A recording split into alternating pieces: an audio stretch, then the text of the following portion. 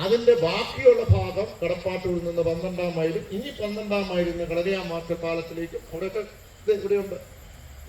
അത് ബൃഹത്തായ പദ്ധതികളാണ്. അപ്പോൾ അങ്ങനെ എത്രയോ ഈ നിയോജകമണ്ഡലത്തിലെ ഇഴവീട് പൂഞ്ചിറയിലുള്ള നിങ്ങൾ ആ പോണ്ട് ഉൾപ്പെടെയുള്ള കാരണം ഇല്ലിക്കക്കല്ലെന്ന് പറഞ്ഞ ആൾക്കാർ 10,000-3000 പേരോളം ഇന്ന് എല്ലാ ശനിയാഴ്ചയും ഞായറാഴ്ചയും വരുന്നുണ്ടെങ്കിൽ അത് ഒരു ബൃഹത്തായ പദ്ധതിയാണ്.